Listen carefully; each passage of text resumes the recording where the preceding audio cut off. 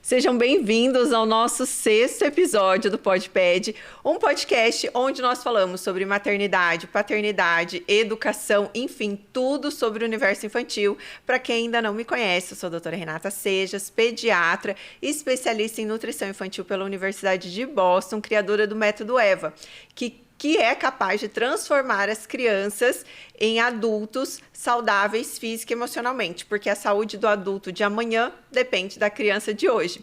Hoje a gente vai falar de um tema que é o meu dia a dia do consultório. A mãe que chega com a queixa: doutora, minha filha, o meu filho não come nada. E a minha convidada de hoje é a fonoaudiologista, doutora Fabiola Barbosa. É um prazer receber você aqui. Oi, doutora, imagina, eu que agradeço o convite. E esse tema que é maravilhoso, que causa tanta preocupação nas nossas mães, né? Que a gente está trabalhando ele e tendo esses resultados bem interessantes. Gente, nós trabalhamos bastante em conjunto, porque todos os profissionais que acompanham os meus pacientes em conjunto, eu tenho que acompanhar com algum outro especialista, como fono, físio, eu trabalho muito de perto. Então, ela atende o paciente e já me liga, aconteceu isso e isso na sessão, eu atendo, tô te mandando assim, assim, assim, eu gosto de trabalhar muito de perto e a gente tem resultados fantásticos assim, né? Sim, doutora, e essa relação, né, entre o pediatra e nós profissionais de base, né, a fonoaudiologia, a terapia ocupacional, né, a físio, é muito importante. Porque vocês identificam lá no consultório, encaminha para nós, e aí nós conseguimos ter essa conversa. E você é uma pessoa que realmente a gente consegue ter essa troca, né? A gente consegue mandar a mensagem: doutor, ó, eu vi isso. E você sempre muito criteriosa, mas sempre respeitando a nossa visão. E aí a gente consegue... Gente, o episódio de hoje vai ser uma delícia, que é o meu filho não come nada, é uma queixa super comum. Mas antes, eu quero contar um caso aqui para vocês que nós tivemos em conjunto, que nós atendemos em conjunto. Eu fui chamada, uma família me chamou insistentemente para passar visita em uma criança que estava internada. Eu não acompanho crianças internadas, então eu tenho hoje uma equipe muito grande, e aí eu tenho o Dr. Rodolfo, que ele é especialista por acompanhar todos os pacientes da nossa clínica que, por acaso, precisam de alguma internação. Mas uma mãe já de paciente minha muito antiga falou: doutora, mas eu precisava muito que fosse você. Então fui lá, a criança estava internada por uma broncopneumonia, e os pais estavam extremamente preocupados. Era uma criança que deixava os pais extremamente preocupados. E quando eu cheguei para ver essa criança, no final da avaliação, eu falei: gente, a broncopneumonia é a coisa que menos me preocupa aqui. Isso daqui vai se resolver, pode ficar tranquilo, que daqui uma semana vocês não estão mais aqui, tá tudo resolvido. Mas o que me chamava a atenção é que era uma criança. Quer comentar um pouquinho? Sim.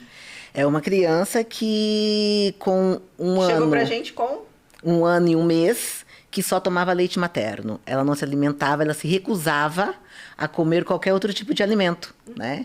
E isso nos espantou. Gente, isso foi o que mais me chamou a atenção. Então, eu fui chamada para ver uma criança que estava internada por uma broncopneumonia, mas examinando essa criança, era uma criança baixo peso, baixa estatura, e que a alimentação dessa criança era única e exclusivamente leite materno.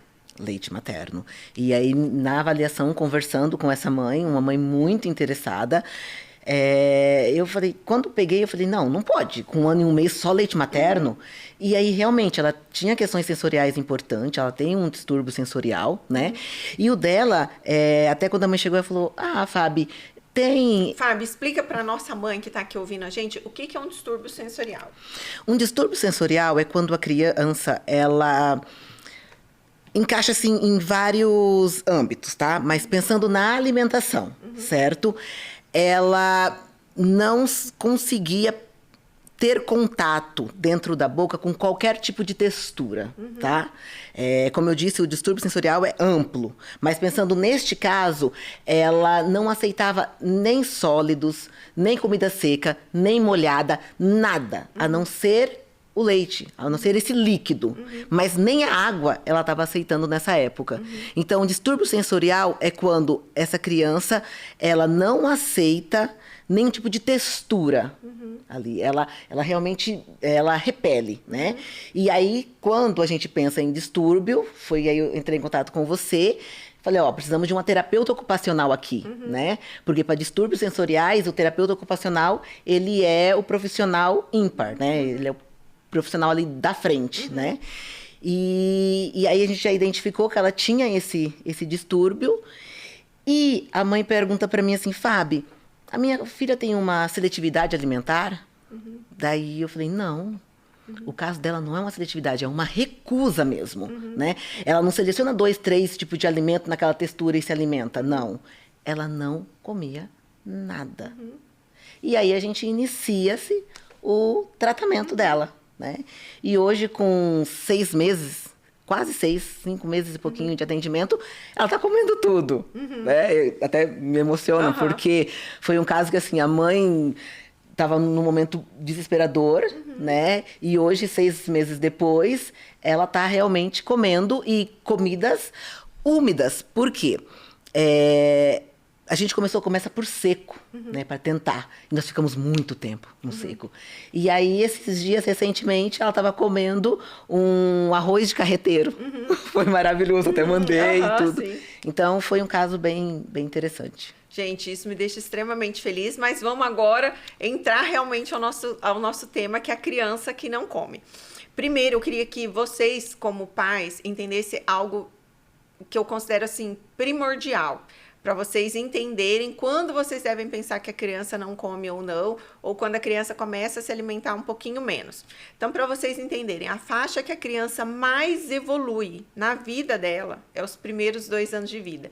Então, tenha em mente assim, ó, como regrinha básica, aonde quer que você more, onde quer que seja a pediatra que você vá. A regra é simples. Então, uma criança dentro do primeiro ano de vida, ela deve crescer, em média, 25 centímetros. Então, vamos colocar que ela nasceu com 50, ela deve com o ano estar aí com 75. Essa é a média que eu espero. Ela deve aí aumentar de peso ao redor de 7 quilos. Então, eu espero que uma criança de 1 ano, ela pese 10 quilos. Isso é o que eu espero. Essa é a média. Pode ser um pouquinho para mais, um pouquinho para menos. Mas, via de regra, essa é a regra. De 1 a 2 anos, essa criança já cai um pouquinho o ganho de peso que ela tinha e o ganho de tamanho. Então, nunca na vida dela ela vai ganhar tanto peso e tanto tamanho quanto no primeiro ano de vida dessa criança. Exatamente. No segundo ano de vida dessa criança, eu espero que ela cresça ao redor de 10 centímetros e que ela ganhe de peso ao redor de 2,5. Depois disso, depois dos 2 anos de idade, tanto menino quanto menina, o que eu espero? 2 quilos de peso por ano e 6 centímetros ao ano. Então, você sabendo disso, você já sabe muito mais do que muitos pediatras, por incrível que pareça, e você vai conseguir ter um acompanhamento mais de perto com o seu filho. Porque se eu já te falei todos os números médios que você precisa, se algo não está dentro desse esperado, você já deve se preocupar, ó, não está dentro do esperado.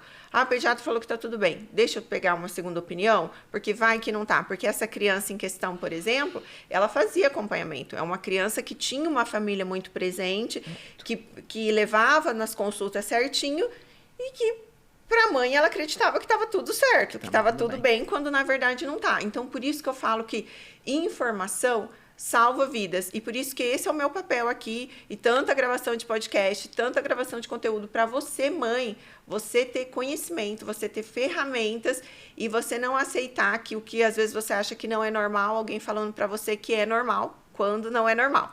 Então, primeiro a gente tem que entender isso de ganho de peso e de ganho de tamanho, de qualquer criança.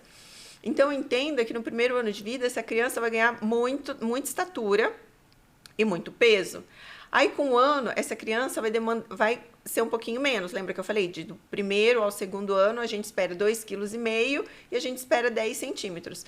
Então, consequentemente, essa criança começa a ingerir um pouquinho menos de alimento e ela começa a ter autonomia. Com 1 ano de idade, qual a grande mudança? A criança começa a andar, gente. A criança que anda, ela tem muita autonomia, ela quer explorar, ela não quer ficar paradinha ali comendo, ela quer explorar todo aquele universo.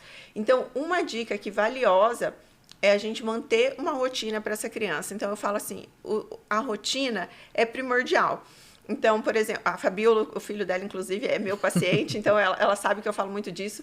E como funciona, né, a rotina. Então, a criança tem o horário. É café da manhã, lanche da manhã, almoço, lanche da tarde, jantar. Ah, e acordou 10 horas da manhã. É igual hotel, gente. Acordou 10 horas da manhã, perdeu a refeição, não tem mais café da manhã. Vai ter a fruta do meio da manhã. Não quero essa fruta, não quero comer. Não tem problema. A próxima refeição é o almoço. O que a gente não pode fazer, que eu vejo muito, eu quero que você compartilhe a sua experiência. O que eu vejo muito é nessa etapa que a criança começa a comer um pouco menos, que é normal da faixa etária. Normal. As mães se desesperam e começam a inventar coisas mirabolantes. Ai, vou inventar uma papinha de bolacha de maisena. Ai, vou inventar vou dar um iogurte para ver se essa criança toma. Lembra que até os 2 anos não deve ser oferecido nada com açúcar para essa criança. Então, se você já sabe qual é o funcionamento normal e você está sabendo, porque eu estou te explicando agora, você já começa... Posso ficar mais tranquila, não preciso inventar tanto assim. Então, a criança comer um pouquinho menos nessa faixa etária é normal, desde que a gente mantenha um ganho de estatura e um ganho de peso adequado e que a gente não faça trocas. E aí, troca, que eu falo também que é uma coisa que acontece muito, porque como a criança começa a andar, às vezes a mãe quer distrair a criança, aí sai correndo com um pratinho de comida atrás da criança para ver se a criança come. Não. A criança é muito plástica, do jeito que a gente molda ela, ela fica. Então, ela precisa aprender que a hora da refeição é na mesa, sentadinha no cadeirão. Não quero comer, não tem problema. Vai ficar os 15 minutinhos ali sentada enquanto a família se alimenta. Então, a rotina eu vejo como primordial. O que você avalia, Fá? A rotina é o que você mesmo estava dizendo. Ela realmente vai fazer o molde dessa criança, certo? O que eu sempre explico em avaliação é assim, não se pode transformar a hora da refeição em um mega evento, porque não é. Então, essa criança tem que ir para a mesa com os pais. Ele tem que ficar sentado no cadeirão dele. Ah, não quero. Tudo bem. Então, você vai ficar lá, o teu prato está aqui, né? Com essa cor. A criança é muito atrativo por cor, né? Então, esse prato colorido, certo? E o prato colorido não basta ser somente o do meu filho. Tá, o meu filho eu coloquei os legumes, as verduras, as frutas e tal, mas eu tô comendo o arroz, o feijão e aquele bife. Ou tô comendo uma macarronada. E aí é muito comum isso. Olha, meu filho não pode beber... Filho, você não pode beber refrigerante, mas... A mãe tá aqui bebendo. Exato. Olha, o não suco, que eu falo assim, que tá com sede, bebe água, tá com fome, come a fruta, tá? O suco na criança, ele é limitado até 100 ml por dia, mas eu particularmente não gosto pela quantidade excessiva que a gente tem do açúcar da fruta, que é a frutose. Então, e é muito comum isso, né? Crianças que vivem, às vezes, à base de suco. Ou a criança que senta na mesa e ela tomou uma caixinha de suco e tá saciada. Gente, em uma caixinha de suco, desses de mercado aí, tem ao redor de 25 gramas de açúcar. 25 gramas de açúcar são 5 sachês de padaria de açúcar. É uma quantidade absurda. Que criança que vai ter saciedade de algo mais se ela já tem essa carga glicêmica tão alta? Ela não vai ter. Então, assim, a base aqui para a criança que não come, ou para essa queixa da criança que não come, é, primeiro, entender as fases de desenvolvimento dessa criança e, segundo, colocar uma rotina. E terceiro, nós somos os pais. Quem comanda essa casa somos nós. Então, não é comendo na sala, não é comendo assistindo televisão, não é comendo você atrás dessa criança. Essa criança precisa saber que ela tem um adulto e que esse adulto é o que manda ali naquela casa, né? Que conduz.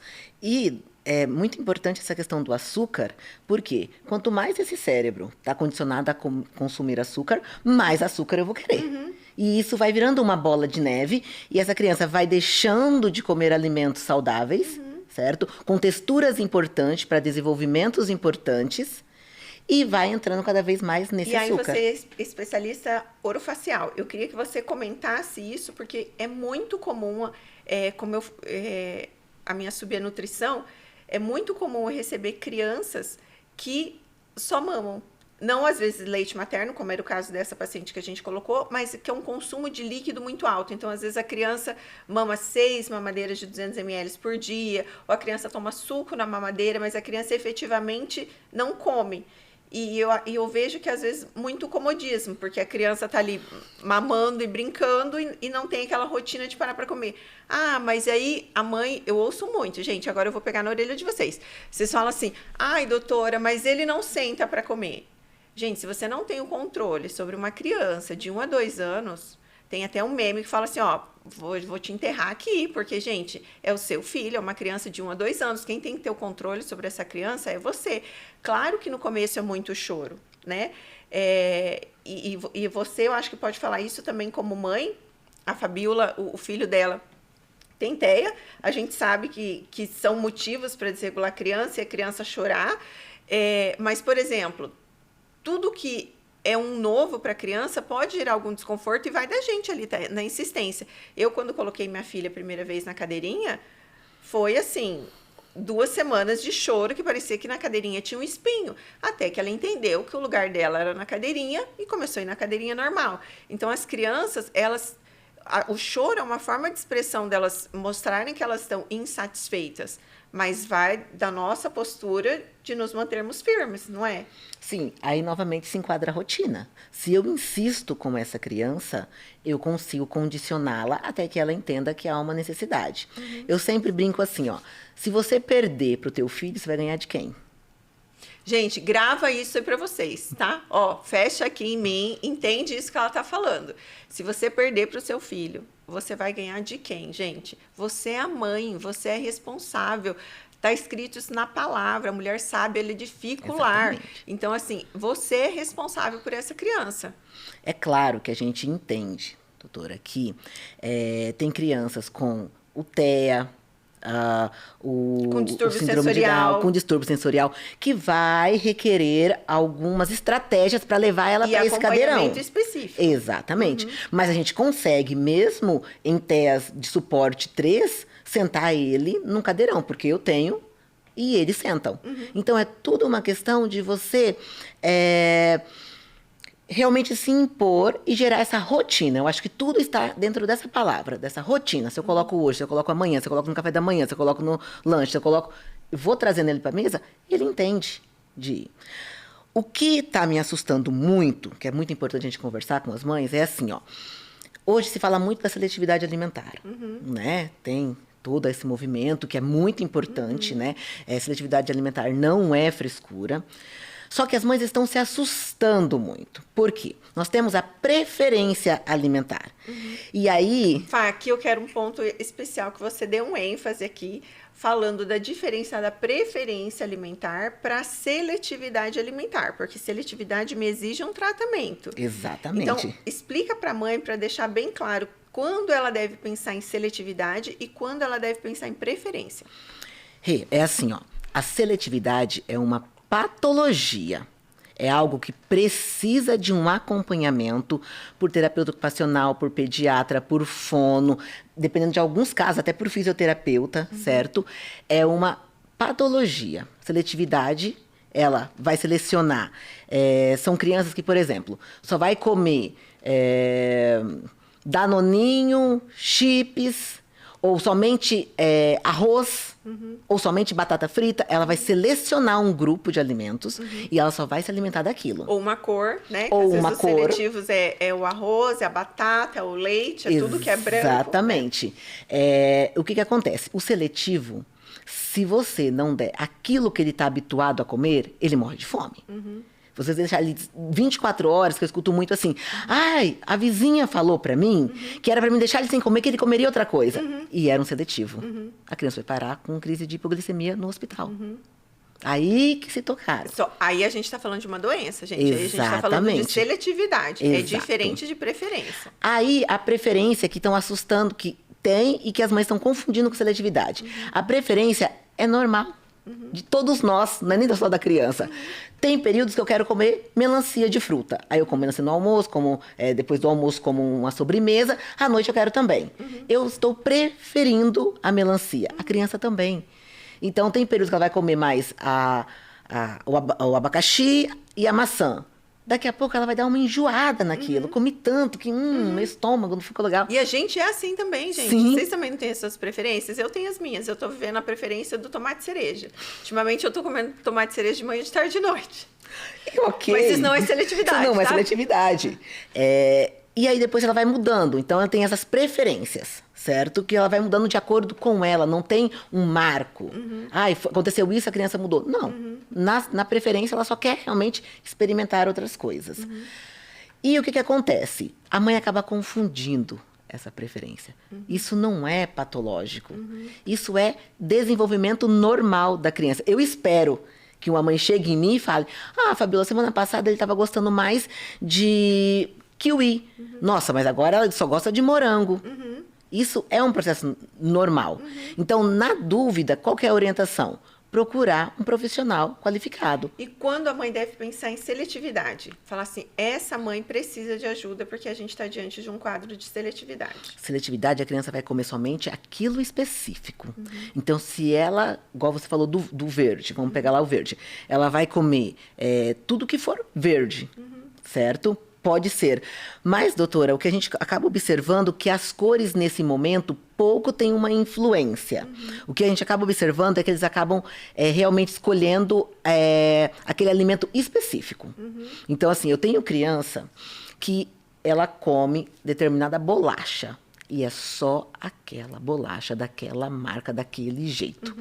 A mãe pode... tentar enganar, às vezes, com a mesma bolacha de outra marca, a criança não come. Não vai comer. Pode ser a mesma de chocolate, recheada de chocolate. Não vai comer. Vai ser daquela marca. Ela vai ter que olhar, porque ela já está acostumada com a textura, ela está acostumada com o sabor. Então, ela vai comer aquilo, certo?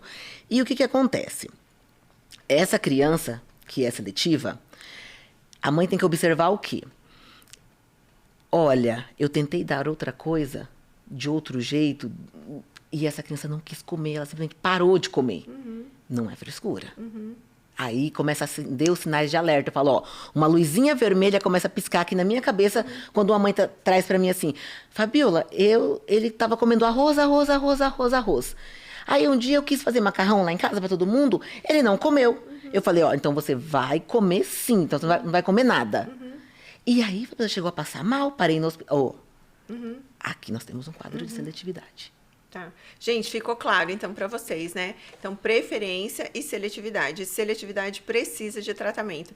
E o tratamento da seletividade, ele é lento, ele é multiprofissional, e quem vê, eu falo que quem vê, às vezes, uma receita minha com as orientações da seletividade, fala, não, ela não é médica, porque, assim, tem lá...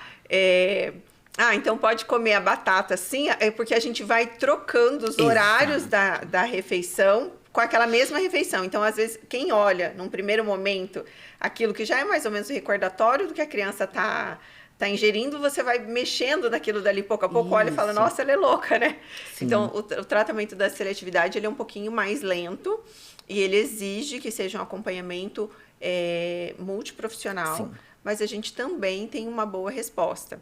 Agora, antes de entrar na seletividade, ou do erro alimentar, ou do meu filho não come, é importante também que a gente olhe para todo esse ambiente dessa criança. Porque o alimento é uma forma de emoção, né? A gente está expressando as nossas emoções ali. Então, tem gente que está muito triste e come, né? Quantas de vocês? Quem nunca? E quem também está muito triste... e não come. Então, é importante avaliar todo o contexto que essa criança está inserida. Então, a abordagem que eu faço hoje de tratamento na clínica, que é o método EVA, é avaliar todo esse contexto. Então, às vezes, a mãe vem trazer a criança para mim falando que a queixa é, doutora, meu filho começou a comer mal. E aí, conversando com a mãe, eu entendo que essa família está passando por um processo de divórcio. Então, assim, tem um fator emocional muito importante que está gerando algo nessa criança, que está fazendo ela se alimentar mal agora. Então, não existe uma fórmula de bolo para falar assim, o biotônico Fontoura de antigamente, que vai fazer a criança comer, e isso é bem comum. A mãe fala assim, doutor, eu preciso de um remédio para ele comer. E não é tudo que é medicamento. Então, essa criança, ela precisa ser olhada todo o entorno dela, o ambiente escolar, o ambiente de casa. Você está gritando muito com seu filho ou não está? Porque o grito vai liberar cortisol e adrenalina, vai gerar medo. Consequentemente, essa criança ou pode comer muito, ou essa criança pode não comer. Então, tudo isso precisa ser avaliado. Então, o que eu queria deixar aqui para vocês? Que ficou excelente aqui o que a doutora Fabiola colocou. Para entenderem a diferença de seletividade para preferência alimentar, entender o desenvolvimento normal da criança, do que a gente espera que em algum momento ela vai ingerir um pouquinho menos, até pela autonomia que ela tem do desenvolvimento motor. A importância dessa criança ter uma rotina bem estabelecida e a importância dessa criança ter exemplos em casa. Porque não adianta eu falar assim, ó, vamos aqui sentar para comer sua comidinha, o jantar, que é o brócolis bem bonitinho, o arroz, a carninha, e eu tô jantando um pastel, né? Então, é muita hipocrisia da minha parte. Então, a gente precisa... Nós somos os grandes espelhos dos nossos filhos. Então, o que eu falo tem muito poder, mas o que eu faço tem muito mais poder, porque a criança ela vai aprender pelo exemplo. Outro ponto, Rê, bem importante da gente falar é assim, ó, os pais chegam pra gente, né, e eu falo, olha, gente, agora nós chegamos a um ponto que dá para começar a entrar novamente com legumes e frutas. Na hora que eu falo isso, que eu olho pro pai ou pra mãe, tá com o nariz torcido. Daí eu já falo, opa, vocês não comem? Ai, olha, por exemplo, brócolis eu odeio. Eu falo, então não faça. Não faça. Porque a criança, ela é extremamente perceptível. E aí ela tá numa mesa. O pai ou a mãe coloca aquele brócolis no prato. E aí, na hora que ele vai comer, ele faz uma cara ruim, faz uma cara de nojo. A criança já percebeu. Aí, assim, ó, se o meu pai ou a minha mãe... Que é a pessoa que eu mais confio no mundo. Exatamente. Não gosta disso, alguma coisa tá errada. Eu também não vou comer. Eu também não comeria. Se eu ver o meu pai... Hoje, eu, lá com os 40 anos, se eu ver o meu pai ou a minha mãe colocando alguma coisa na boca, fazendo uma cara feia, por que eu vou colocar? Mas, gente, vamos colocar. Eu e você, nós saímos no restaurante juntas, você come um negócio, fez uma cara feia. Você vai falar assim, você quer? Gente, claro que não, né? Então, assim... Eu sempre falo pros pais, coloquem no prato do filho de vocês e no de vocês o que vocês conseguem comer, né? Já tivemos, e não foi 1 ou 2 casos, doutora, de pais seletivos também. E a gente vai tratar a criança, percebemos que essa criança é seletiva, mas que o pai e a mãe também é. E aí a gente fala, não, vamos todo mundo aqui, vamos encaminhar para quem precisa encaminhar, adulto, psicólogo, um terapeuta ocupacional ali, para realmente tentar inserir esses alimentos. Senão a criança, mesmo depois do processo de reabilitação, ela continua comendo comidas não saudáveis, porque é o que ela está exposta o tempo inteiro. Vamos falar um pouquinho sobre introdução alimentar? Quando que a fono precisa ajudar na introdução alimentar? Ou quando essa família precisa de um suporte da fono?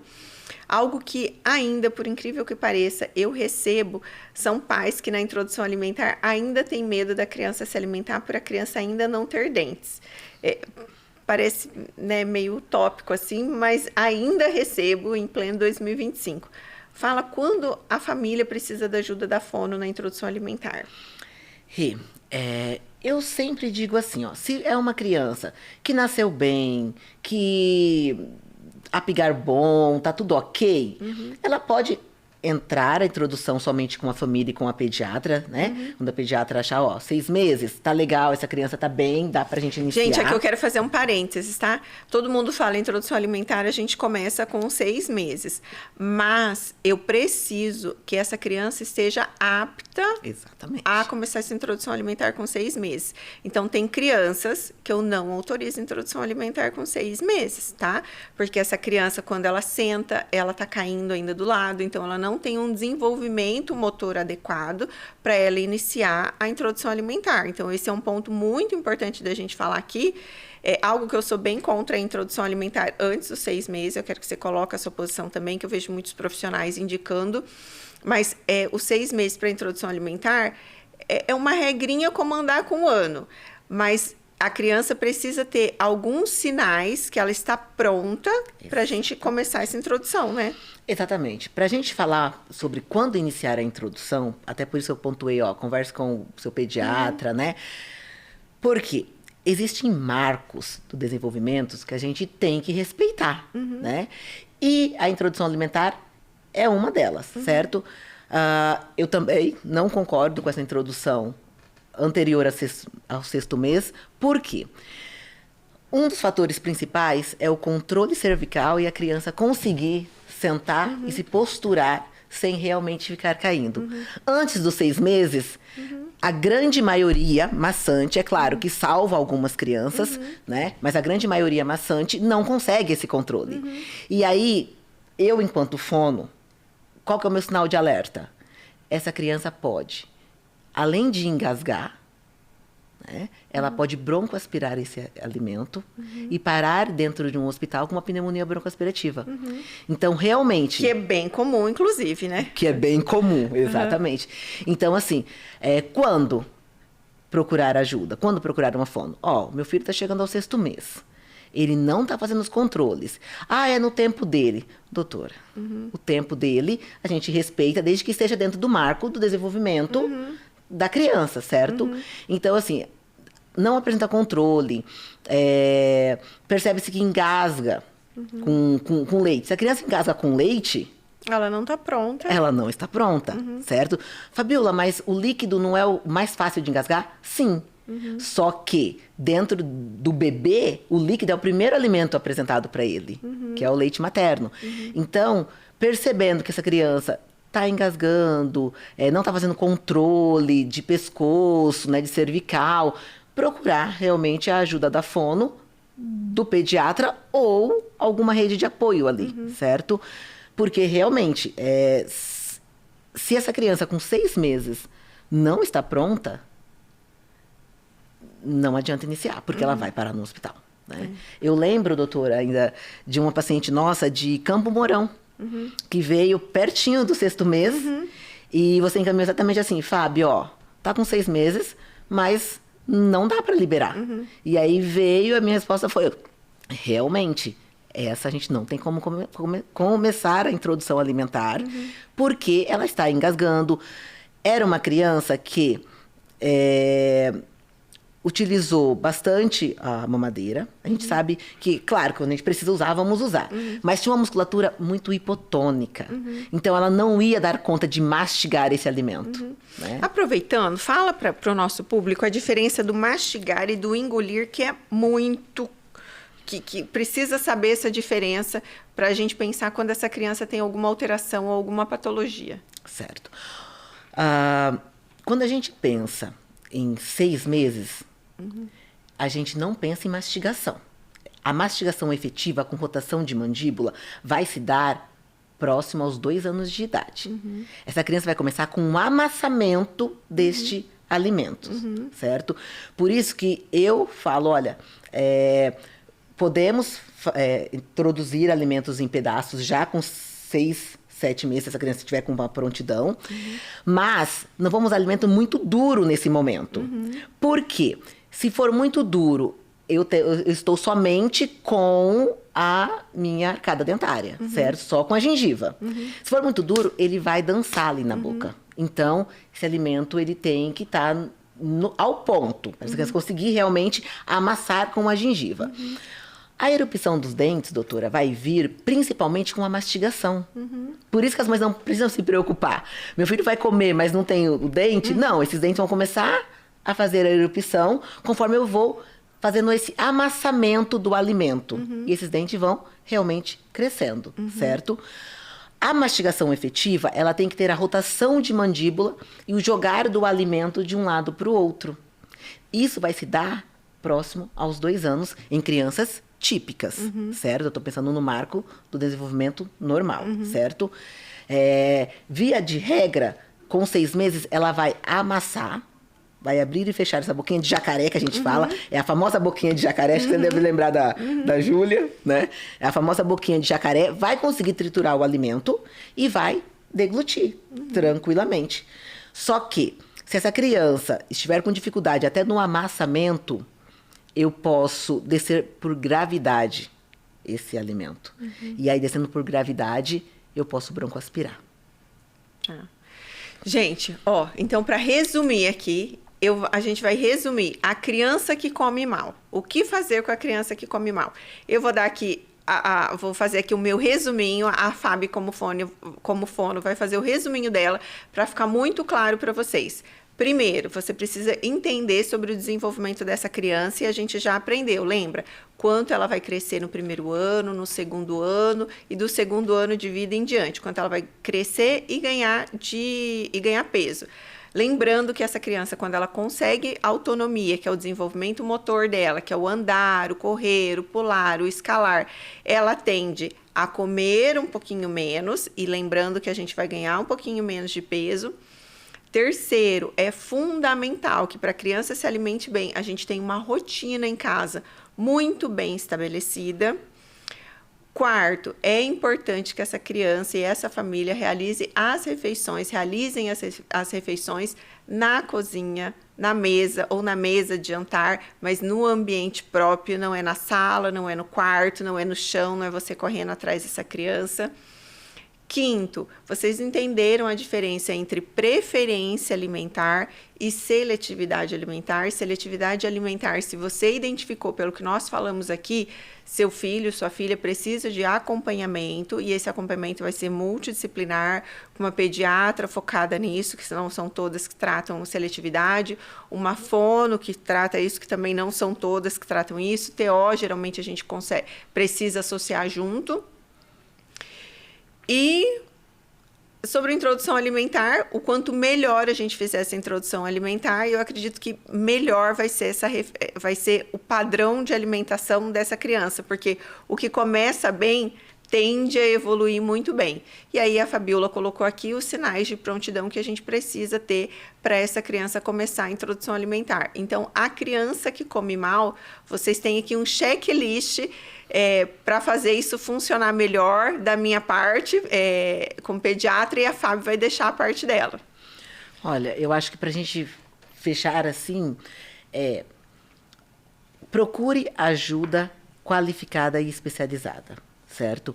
A vizinha tem as experiências e as vivências dela, mas não é o profissional, porque a gente escuta muito a vizinha, o amigo. Então, assim, na dúvida, procure o seu pediatra, converse com ele, desconfie de... é normal, é normal. Muito normal não é normal, né? E procure avaliações de especialistas mesmo. Porque a partir daí eu falo que assim, eu tô com dúvida, eu tenho que sanar essa dúvida. Eu não posso ter medo de escutar da pediatra do meu filho que o meu filho tem uma seletividade alimentar. Por quê? Senão eu não vou atrás de resolver o problema. Eu falo que o monstro, ele é muito maior antes da gente chamar ele pelo nome. Quando você chama ele pelo nome, você vai correr atrás. Então, quando você tem um diagnóstico, ou de uma recusa, ou de uma seletividade, você vai atrás de resolver o problema. Ficar em casa, ouvindo conselhos de vizinhos ou de pessoas que não são qualificadas, realmente só vai fazer com que o seu filho não atinja os marcos do desenvolvimento que ele precisa. Gente, eu espero que tenha sido muito esclarecedor para vocês. O que vocês tiverem de perguntas, vocês coloquem aqui nos comentários. Quem vocês querem ver aqui de convidados, vocês coloquem aqui nos comentários também. A Fabiola é uma profissional incrível. A gente vai ter um outro encontro para a gente falar sobre atraso de fala, que é algo que também merece muito a nossa atenção, mas dá outro podcast, porque é bastante assunto. Muito obrigada por ter aceito o convite. É uma honra ter você aqui. E vocês são o nosso público, a nossa audiência. Então, o que vocês quiserem ver de conteúdo aqui, vocês vão mandando aqui pra gente. Um super beijo, até o próximo episódio.